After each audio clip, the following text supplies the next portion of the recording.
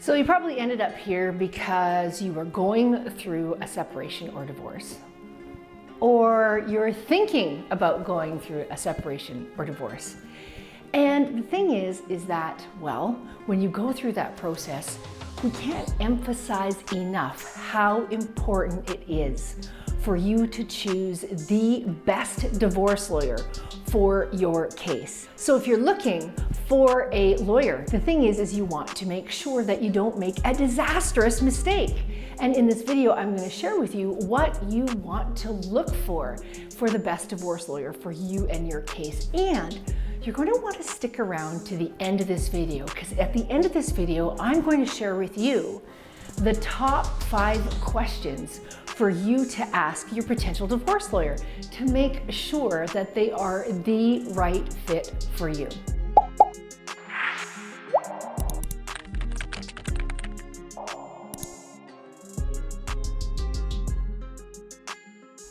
First of all, I'm going to share with you where you are not going to find the best divorce lawyer. And where that's going to be is by simply looking at lawyers' websites. In fact, I invite you to do that right now. Take a look at 10 different lawyers' websites. Do you notice something really weird about them in the sense that they all look the same? People standing there with their suits all stuffy. They've got the libraries in behind them, the pillars of Parliament. They've got the scales of justice, pictures of the gavel. I mean, what does that even tell you about what kind of law they practice, and how do you tell one lawyer apart from the other? Well, the point is you really don't know when lawyers look the same as every other lawyer. And I mean, we've got to cut them some slack, of course, is because lawyers went to law school and they did well in university and they passed their bar. Most of them didn't study marketing or figure out that when they do that really boring kind of advertising, all they're doing is blending in with all of their colleagues so people can't actually find them, which is kind of sad, really. But for you, because you might be looking for how you choose the best divorce lawyer for your case, well, let's dive in. So the thing is that when you start poking around with these sites, you'll also see is we have a dedicated team. We have an experienced team that will fight for you. We get great results. We have a professional team. We have expertise, blah, blah, blah. Well, again, is that going to be the best divorce lawyer for you? Probably not. So here's where we say that you want to start. Because you and your family are going through this huge, huge transition, whether it's your idea, your spouse's idea, or who knows how it's come about. The thing is that you want to be able to get through that process in the least expensive way, in the sense, why make your divorce lawyer rich? You want to save your hard-earned resources for you and your family, your future, your children's future, heck, maybe even your spouse's future. And the way that you do that is by hiring a very particular kind of lawyer. And what kind of lawyer is that? Well, let me explain. That kind of lawyer is a lawyer who has very detailed, ongoing, lots of dispute resolution training.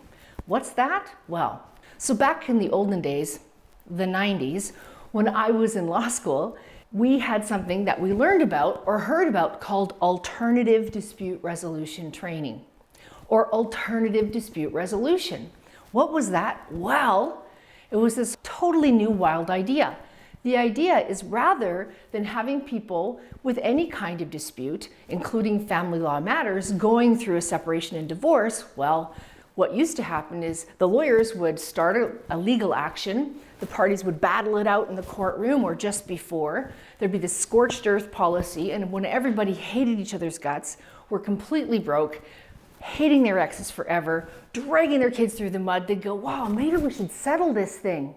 Or they'd go to court and continue with the fight until a judge made a decision. Eventually, what happened, lawyers came along and said, hang on, wait a second. Why don't we miss that whole scorched earth policy and actually start about resolving people's matters? Because you may have heard me say this before. Family law isn't really that hard. You've got to answer 3 questions. 3 questions being, What's the parenting plan going to be if you've got kids? How are we going to divide our assets and debt? And what is the support obligation, if anything?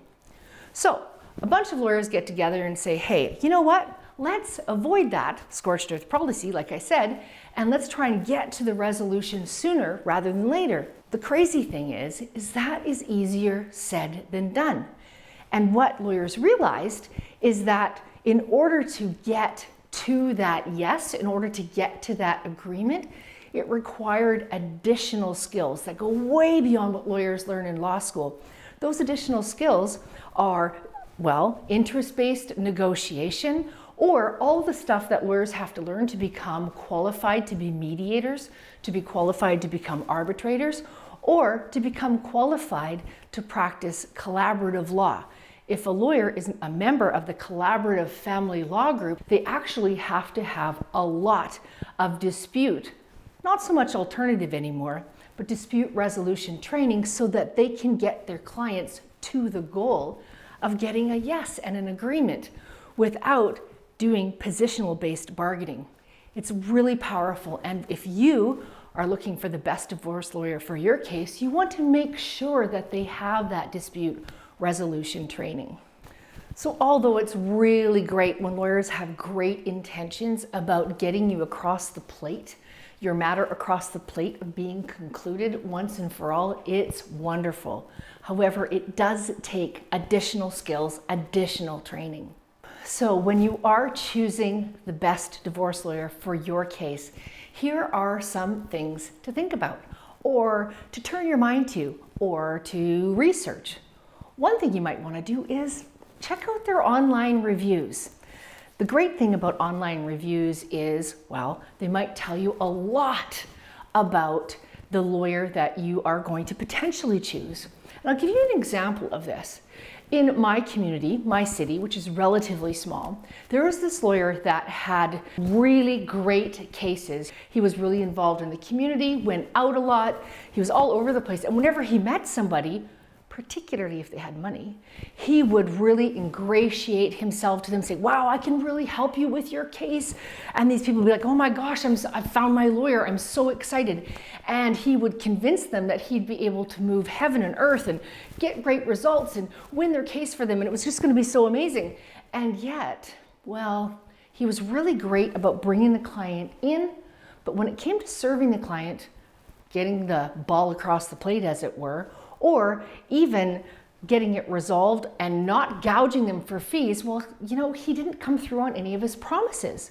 So when you looked at his online reviews, they were all 1 star. Almost everybody, and I mean everybody, was completely unhappy with this lawyer's service. So even though he seemed like the great guy for a lot of people coming out of the gate, he really wasn't.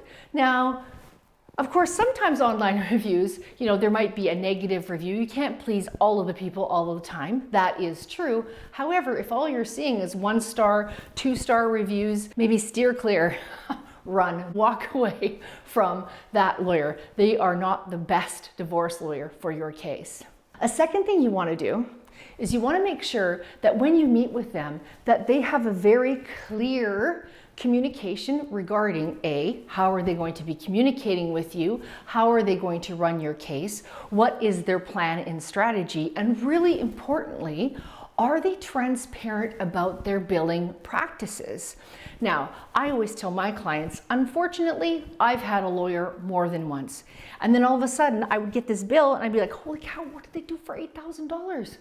And because, well, they weren't very transparent about their fees, and I didn't really know what kind of work they were doing behind the scenes. So make sure that your lawyer is really clear with you regarding their fee structure. Make sure that they have a clear retainer letter. Make sure that they are available for you to ask them about accounts that you're provided with so that you understand that you are being billed for the work that they're doing and, of course, for moving your matter along to completion.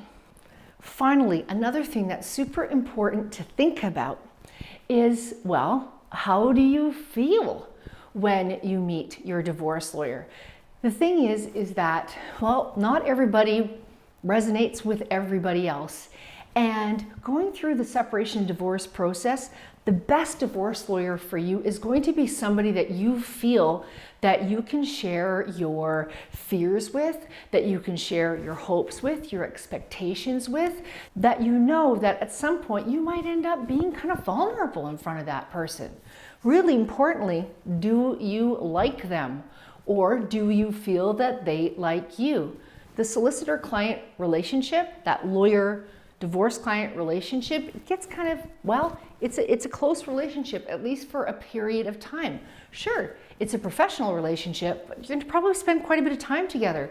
And you want to make sure that you resonate with each other, that you at least feel in your gut or your heart that that they get you.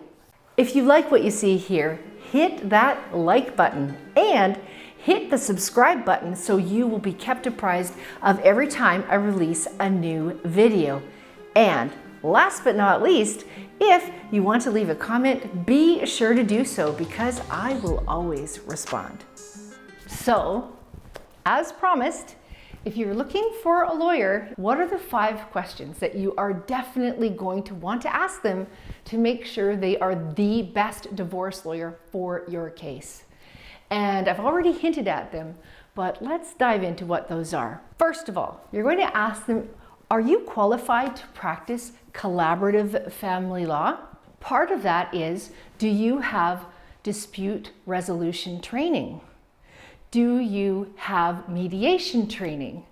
Do you have specific negotiation skills training? Those are the kind of questions you want to ask. And don't let them say, oh yeah, I took a class in law school about mediation. You want them to go deeper than that, where they've actually learned some skills-based stuff. Super, super important. The second thing you're going to want to be clear about is, well, what are your billing practices? How much is your hourly rate? Do you do flat fees? If you don't, how much can I expect my whole case to cost? Like, what is my investment going to be? If you bill me, do you bill me all at once? Do you bill me monthly? Do you bill me weekly? What is your retainer expectation? Do you take credit card payments? All of those things are really important to ask about your fee arrangement. Of course, your lawyer wants to be paid for their work. They want to be paid for their expertise. There's nothing wrong with that. However, you as the client looking for that best divorce lawyer, well, you're entitled also to know what that's going to look like, what your overall investment for getting through the separation and divorce process is going to be. The next thing you're going to want to ask them, and this is uber important, is you're going to ask them how much experience they have practicing family law. Now, I realize lawyers, just like anyone else, they have to learn from somewhere, but maybe you don't want your case, your family's future, being the learning ground for a lawyer. The point being is that you want to make sure that they have experience in family law, or that it's their chosen area of practice, or that they work very closely with other very experienced family law lawyers. I've alluded to this one already. The third thing you want to ask them is, do they have a plan? How do they get the process started? What steps are they going to take starting right away or when that's going to ensure that your matter is going to get from where it is today towards resolution? What's resolution? Well, hopefully it is a legally binding final separation agreement, and in some cases, if you have to go to court, a court order. The point being is you want to ensure that that lawyer has a plan, a strategy that they are going to use that is specific to your case. Also, what you're going to want to ask them and what their plan is for communicating with you. What is their usual way of communicating with clients? So for example, in my law firm, Pathway Legal, we make it very clear from the outset that, we don't take complicated instructions over email. We want to be able to discuss our clients' instructions with them. It's really important that we communicate with our clients when we're drafting letters, when we're drafting emails, when we're preparing agreements. So we make it very clear that if we work with you, that our communication strategy is that we are in this together. so that you're not going to hand us your case and hope we take care of it. We want you with us so that we are with you every step of the way towards resolution. We also tell our clients that if they reach out to us and they have a question and it's very quick, no problem, but maybe they can't get in touch with us right away, or they call and we're not available. Well, what we want you to do is just set even a 15-minute appointment with us so that we can talk to you and understand what your question is fully and understand what your concern is. Again, our model, at least the way we do things, I'm not saying it's the best way, but it's the way we do it, is that we want to ensure that our clients are with us as we resolve their matter. So for you, think about what is the best way that you want to communicate with your lawyer. What would be the best divorce lawyer for you? What you want to make sure is your divorce lawyer is very clear about the way they want you to communicate and work with them.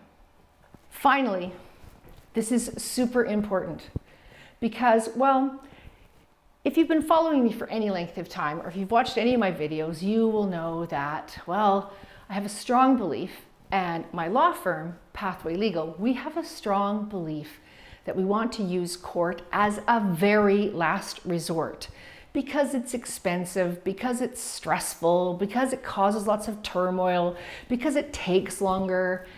Well, that's true. And yet, you might want to ask your lawyer, depending on your situation, if they will go to court for you if it's necessary. One of the things that we've discovered is that sometimes people will work really well with a lawyer and then their matter gets into a tense situation and they go, oh wow, it looks like we're going to have to go to court or we're going to have to go to arbitration, and the lawyer's like, whoops, don't do that. And then they back out and then the person feels kind of abandoned.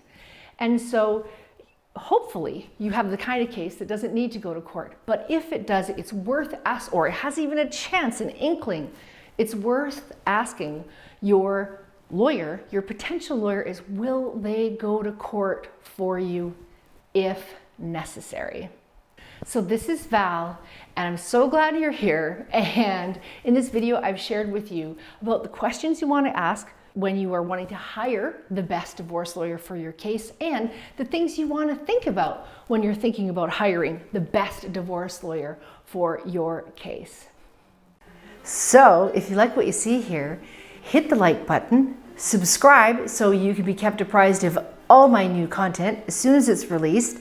And if you want to know more, go to thebetterdivorceproject.com. That's thebetterdivorceproject.com. You'll find tons of treasures on that site, including the ability to sign up for the Better Divorce Project newsletter, where you will find helpful tips, strategies for helping you through your separation and divorce.